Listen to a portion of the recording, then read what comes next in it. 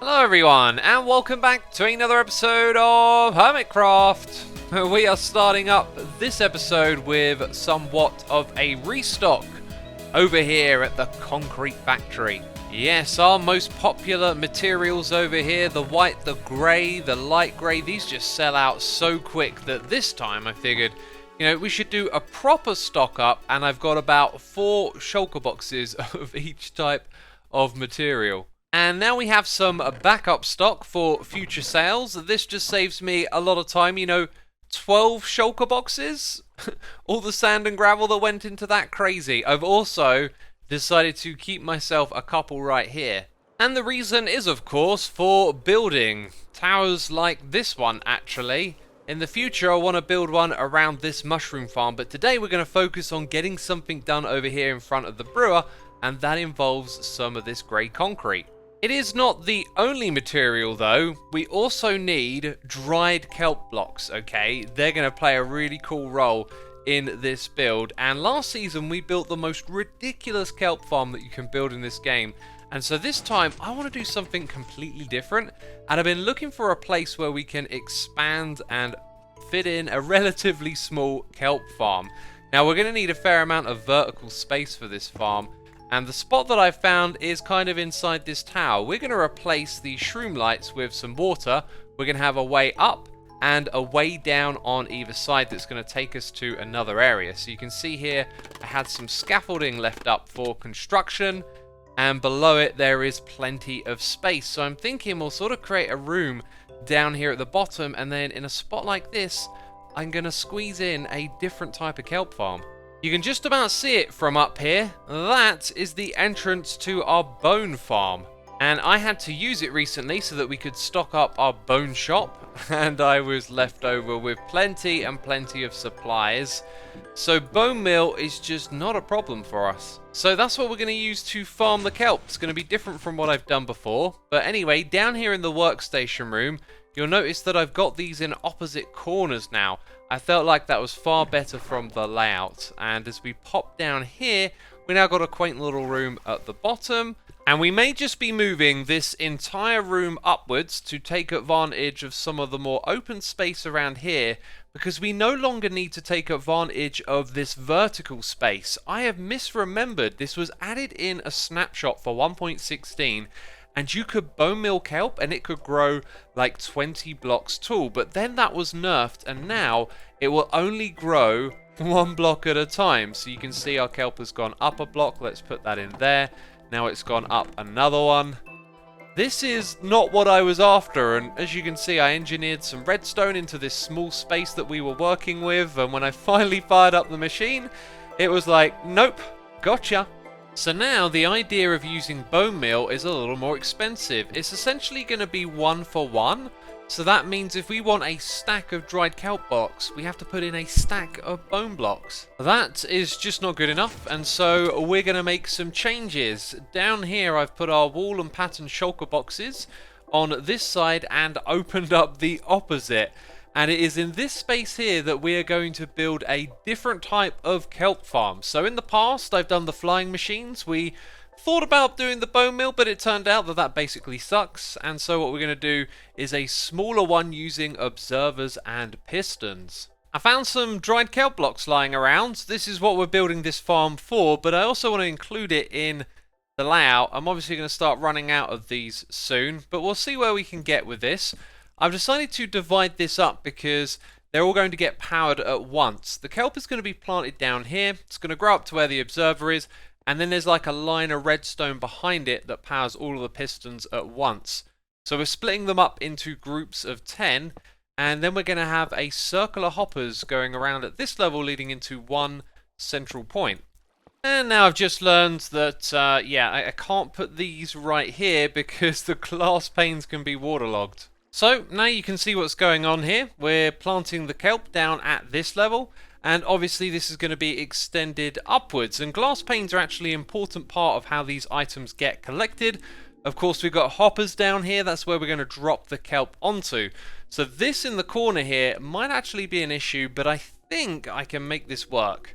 Or maybe not. I was kind of hoping there'd be a way to put extra water in the corner here So this water flow would go in that direction, and then any kelp that come up against this block get pushed across to the side. And this is where you can see how this thing works, right? The water at the top here is one back so that it flows forward, and that means any kelp coming from below up will hit this water, flow forward, and then drop down the glass panes onto the hoppers. And not only that, the piston here will push the kelp forwards, and it's got nowhere to go but into the space where the glass pane is and fall down onto the hopper. So that is how the farm works. We just need to put a roof above the water up the top there, and hopefully I can find a solution for this corner. And I've found it. So I've modified this so the water flows out from there, and we have one of these blocks above the observer. So anything in this column right here then gets shuffled into that water stream, and then forward into the gap. So the finishing touch is some blocks above so that the kelp doesn't fly out of the water and drop off somewhere else. And I'm just trying to figure out what materials I want to use here as we decorate. And I am wondering if we should use the dried kelp block as the floor block. I mean, I love this texture, but when you're on top of it and it becomes this grid, it's not as appealing. Job's done. That's right, I've finished up working in this area. Eventually, I realised that we need to keep all the aquatic colours sort of on the edge and keep the floor and the ceiling neutral because we got this big old chunky yellow right here in the middle. And as I've been wandering around building this, the work blocks and the redstone and whatnot are kind of just stuck here popping out like they are. So I think it might be a good idea to perhaps open this up on all sides so that you can sort of walk out like this, and then maybe integrate these workstations into the floor area around here. Although now that I say that, the original idea was that when you pop down, everything is accessible from standing on this one spot. But anyways, whilst working on putting all of this together, a large amount of kelp has accumulated. Of course, we're going to need more, and if we ever need to store more, it's possible that I might open it up and put a chest below so you can kind of access it by reaching down there. Next order of business is to smelt away. And we have a smeltery over here, but for some reason it's currently run out of fuel. Not in the first slot apparently, we're good there, but look, no fuel left on some of these. Well, this is madness. All of these chests right here are supposed to be filled to the brim with bamboo, and as you can see, we're really starting to run low. So something has gone wrong with our flying machines, or possibly down here. Oh no, that isn't turned on, that isn't activated. Oh, look at this. We've got some stashed down here. Okay, so it's definitely something wrong with our flying machines. And it looks to me like one of them has stopped in the middle of the field. This is just one of these unfortunate things with using this type of contraption in this game. They just seem to stop every now and then. Oh, placing a block there fixed it. That's convenient. Yeah, if you haven't seen this project before, the bamboo forest behind me, it's got 3 flying machines that go through it to chop down all of the bamboo, and then there are hopper minecarts below that'll pick it back up again. Wow, they are all in a perfect row.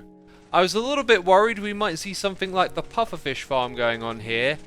Good to know these are all properly working though. And look at that, loads of them just sitting here unloading the bamboo. Cool, so it's just a case of the flying machines unfortunately getting broken. So everything is good. Looks like I just need to find me an AFK spot that loads the smelter, the kelp farm over there in the distance. So I have been farming some bones, which means this farm has been loaded. You can see I've got lots of XP from that. And over here I'm pleasantly surprised to see that the farm is backed up. So this thing has produced an insane amount of kelp.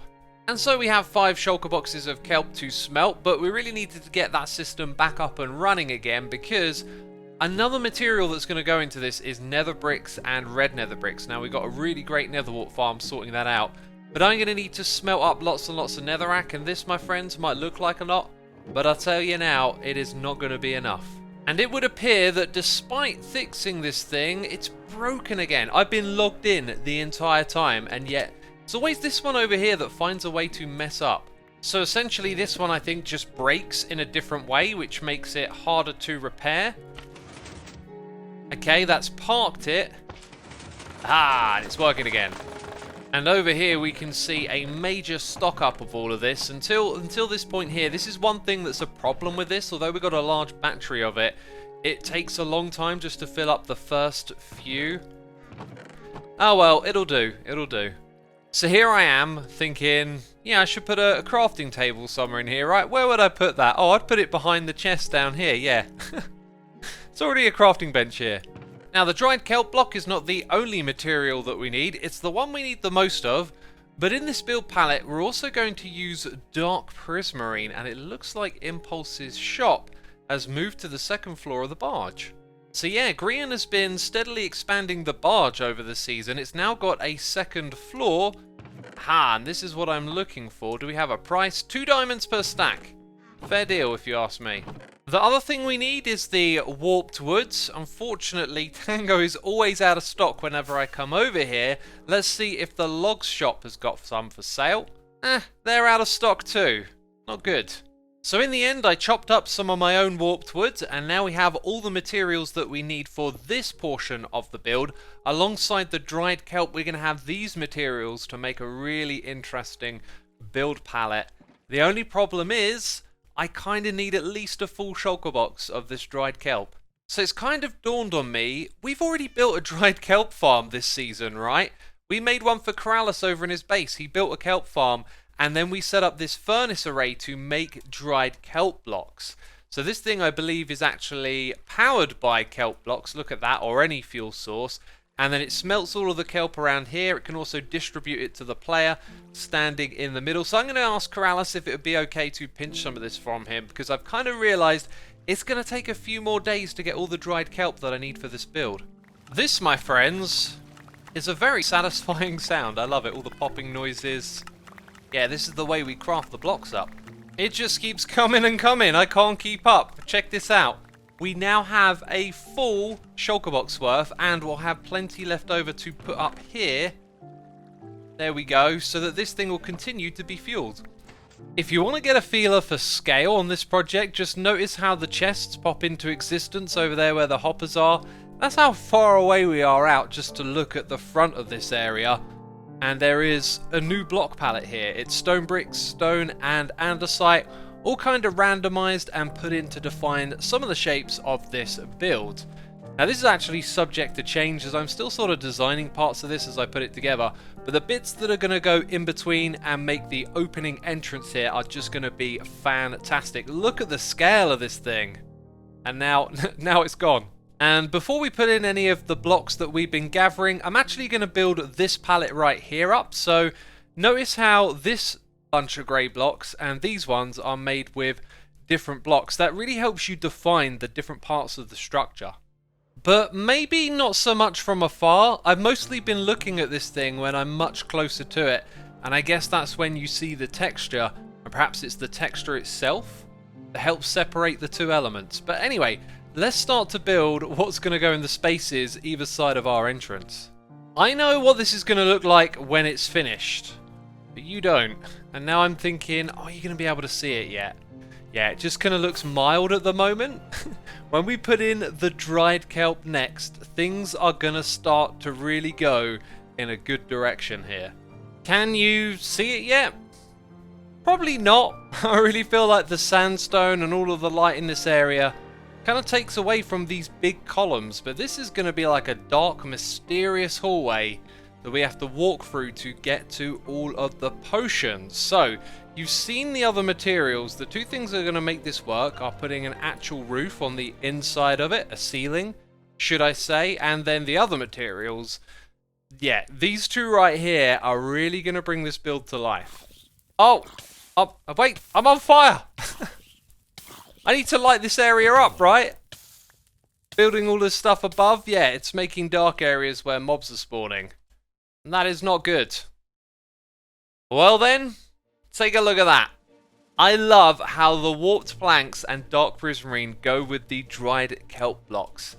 Let's shoot off into the distance a little bit, turn around, and you can really get a feel for it now. It's still got a ways to go though, and the main reason is that we have a lot of light pouring into this area through these gaps, which I'm now going to tidy up and add some of its own lighting in this area. And then it will be dark when you walk through these corridors, which is actually really important because it's got like a really good moody atmosphere that just works so well with those textures. Oh yeah, look at that.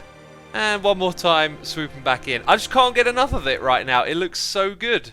So then, it still kind of looks the same, and the problem here is that where I've been working on the design in a creative world, there is much more of this structure built in, so these areas are a lot darker, and things like that really pop out and add to the mood and the atmosphere in here. So you see how it lights up this space, just dimly. That will be greatly exaggerated when this whole area is darker, when more of the build is covering up the sky. And what I actually did is ended up putting these sort of in every little gap between each of the columns of dried kelp, and that looked really good.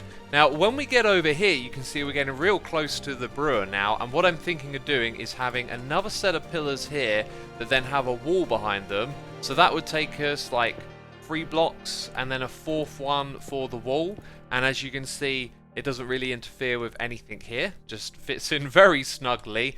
And somewhere along this corridor we would then have like a bit of an opening and a staircase that goes down, so it would drop to this level. We would have access to the potions, and then somewhere around there I need another way of getting down to the bottom area.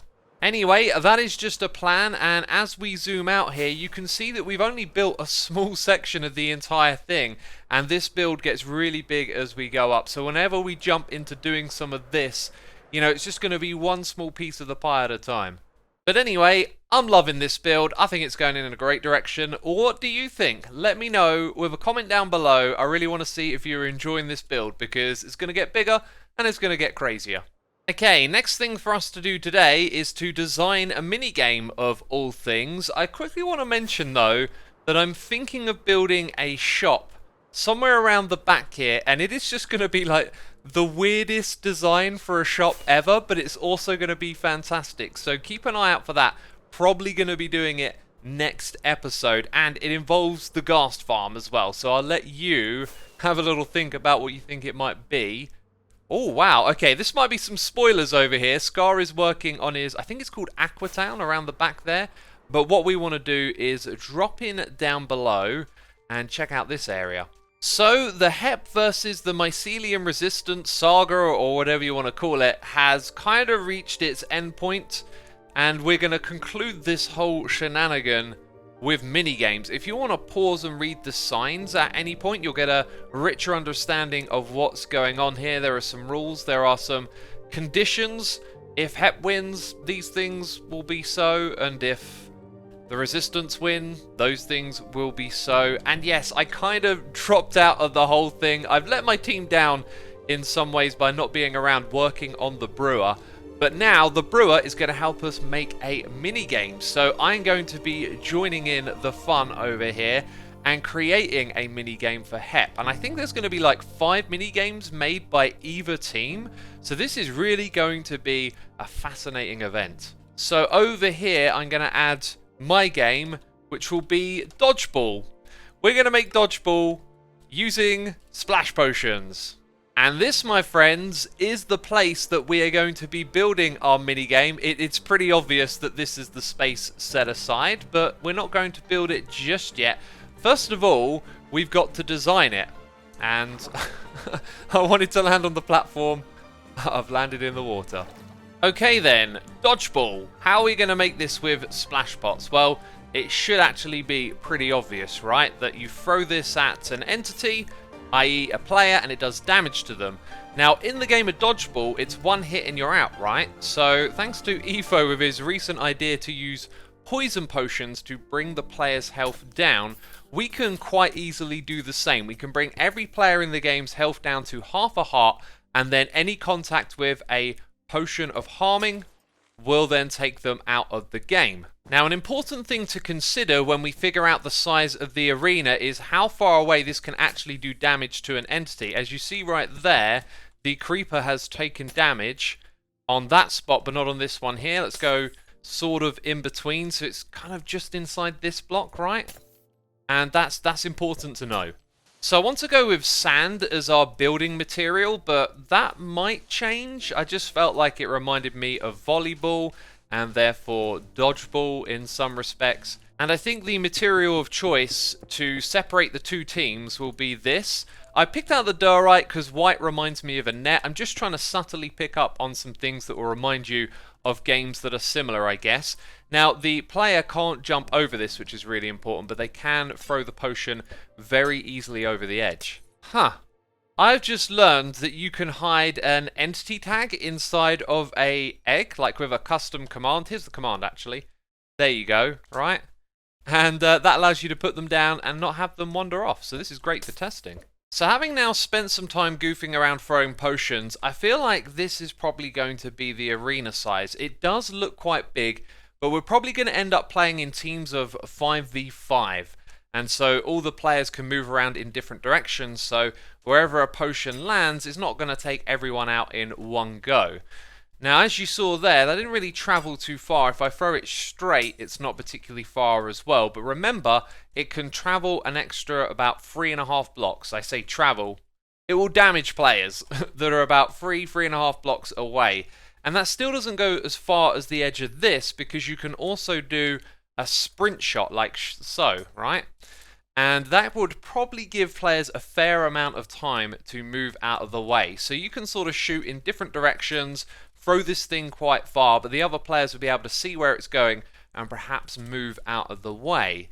But I do think it would be quite easy to sort of camp in the edge of the arena. So what I'm thinking of doing is perhaps putting some like hot spots in the corner here to keep you away from. Now, if you do want to go in that area, you're going to have to hold down shift, because if you don't, then you're going to take some damage. So if you try and stay in the hardest spots of the arena to hit, you're going to have to hold down shift, and then that means it's a little more difficult to maneuver away from the incoming projectile. So I feel like that adds a much needed little bit of difficulty. So, how is this game going to be played? Well, it's going to be turn-based. I think some types of dodgeball are a bit more live. Whatever side the ball is on, it can then be thrown back. But we're going to do it turn-based, and I'm not really sure how to do this. Hopefully I can test it with some other hermits before we have the actual game. But it could be that you come over here and you take maybe just one splash potion, or 2, or 3. Or maybe the whole team has some, which might be a bit much, but between them they can strategize. So it's going to be a team of 5 versus a team of 5, and if it's 2 potions that you can take, well, you don't have to show that you're the one with the potion, right? And then if you've got 2 potions, maybe you can make a move where one person goes on one side, one on the other, and try and take them out like that. This is the kind of game that really needs a lot of testing to figure out the best way to play it, and I'm just not sure if I'm going to be able to do that or not. So yeah, putting all the theory aside, this is the basic arena. I might modify it a little bit, try and make it look more interesting. We're going to go build this on Hermitcraft and a couple of other things as well. So behind me, I've actually built the game, or the most part of it. And there are 2 things that I need, which are shulker boxes. And then I was thinking about something I was planning on doing at the end of the episode. You see, I've been really low on concrete and stone, where we've been doing a lot of building. And yeah, I remembered that some of these shulker boxes over here were coloured. Now I want 2 colours to represent either side, and we're going to use this as a side picker. However, these are 6 diamonds per box. I'm in need of shulkers, as you know, and I need these materials, so I think I might buy a few. And now they are all gone, and that cost me 76 diamonds. Now, it's hard to think that I'm going to use this all, but I probably will do. However, there's another reason to buy this stuff up, and that is because we are in direct competition with the barge, and we have customers that still come over here and buy our cobblestone, which is admittedly more expensive. So by buying out all of the competition, I can restock the shop here, and we can keep customers coming to this place, as no one else is selling this stuff. Oh, and look at that! All of the stone has mysteriously disappeared. Again, I could do with this with our mega build. There's lots of cobble and stone that's going into that. I think I'll leave the door right here. This isn't a particularly popular block. I kind of need andesite as well. Okay, I'm going to buy these 3. And somehow I've managed to shuffle everything away, so I've just got 1 slot left in my inventory. Hilarious. That's hilarious. Korean, I hope you're happy with your diamonds. So the reason I was reminded of all that was because I wanted a red and a blue shulker box, but I also don't want these things to be full up with materials, so drop them off back here at the base. And also I've been end city raiding, and look at this. We got some diamonds, we got lots of shulker heads, and loads more shulker shells. This means, of course, we get to stock up the shop. And I think either all the shulker heads have been brought, or I've not put them in here before. Either way, looks like we made some profits. And some more right there. And we got some here. Yeah, I think we should go around the shops. Hey, and check for some diamonds. Remember how we stocked up the concrete? It's all gone again. Okay, big distractions. We spent a couple of stacks of diamonds, but it looks like we made some of that back. And now we can crack on with the game over here. I tried to build this in the very middle of the area, and it's kind of over to one side a little bit. I'm thinking over here in the watery area we could build a stand that overlooks for any observers who want to watch the game. So the arena is slightly different. I don't really remember where we were at last time we recorded, but now I've got this going all the way around the outside. So you can sort of run around in here, but if you touch the edge, then you take damage. So I feel like that adds a kind of fuzziness around camping in a corner or on a side. As for entering the arena, you can see we've got some really slick redstone right here, okay? This is like 3 sticky pistons, some redstone on top, and an observer block, and that is just wonderful. I don't know what you'd call that, like a vertical ceiling double piston extender. Now, these barrels are for players to pick out the potions, so they will just be manually stocked up. I doubt a game will use, you know, 2 barrels worth. There's 2 on either side, same over on the opposite end as well. And then we got this thing right here, and this is what the shulker boxes are for. Okay, I've made a slight modification so that this is more visible, and I'm going to put that into the dropper and it will send it into a dispenser up top. That's kind of important because these shulkers are actually going to be broken down into a hopper and sent into that dropper. So whenever there's an item here, it gets sent back up top. And that's important because we need that to be automated after we see which team goes first, right? So now both colours are in the dispenser, and at random, one will be selected and placed visually so you can see, oh, it's the blue team that go first. Seems to always be the blue team that goes first. There we go, red team. So I guess I need like some blue and red blocks on either side somewhere, and I was also thinking about changing out the sand for grass and mycelium on either side. Don't know if I should do that. I think I'm going to stick with the sand. I, my friends, have had a recording hiccup. I've just been over here at the brewer talking about a whole bunch of stuff, and none of it actually got recorded. So I'm going to have to run you through everything again, okay? I have taken out some poison potions. Where are they? Over there, yes. Because we need these to bring the player's health down, right? And I was talking about how we weren't going to turn them into splash potions, because when you throw a splash potion, you need to hit the hitbox directly to pass on the full effect of the potion, right? So if we throw it at a team of 5, not everyone might get it. And then it kind of dawned on me that what we should do is make it so that you walk into a booth, you get the splash potion effect, and then you walk out again, so teammates can do it one by one. So then what I did is I extracted 8 of these shulker boxes, chucked them down here into this thing, and look at that, it's done all 8 of them. Brilliant. Let's take those. Now you can also see I brought with me the means to make more shulker boxes. My idea was to show this in action, which I have now already done, but this thing had basically filled up all the way. There was no shulker boxes in here, there was none above the hopper, so I put one in, activated it, and then up the top here we watched the items get drained from this hopper because they were backed up, because there was nowhere else for them to go, and then a comparator down there that you can't see will then turn off and activate the ingredients over here, which starts the whole process again. So that was part of the concept, and this time we got to see it in action, although I wasn't recording. Well, I was recording, but it was all messed up. And over here, the instant damage potion needed fixing because it had an issue like another one where the ingredients came in the wrong order. So the spider eye came after the fermented spider eye, and you can see over here I've added extra hoppers like we did before to make sure of that. And what's annoying about this is that this is the one that I thought I would take loads of boxes of and then go ahead and put these other ones in, but now I've just got to kind of wait around and yeah, get tons of these brewed up and converted. Oh, and we got mobs in the area. What are we going to do here? I think what we should actually do is light this area up and make it safe. Where we got this wall border here, we can actually rip that out and light everything up going all the way to the edge of this.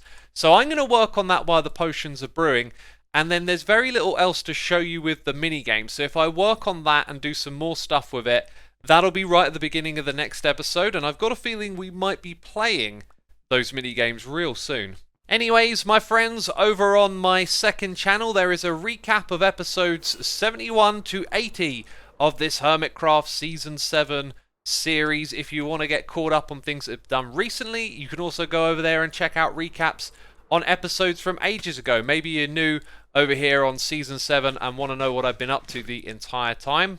And as you probably guessed, this is the end of the video, so there'll be a link to it on the screen if you want to go check it out. That is it from me. Thank you for watching. If you enjoyed it, leave a like, and I'll see you soon in the next one. Bye-bye.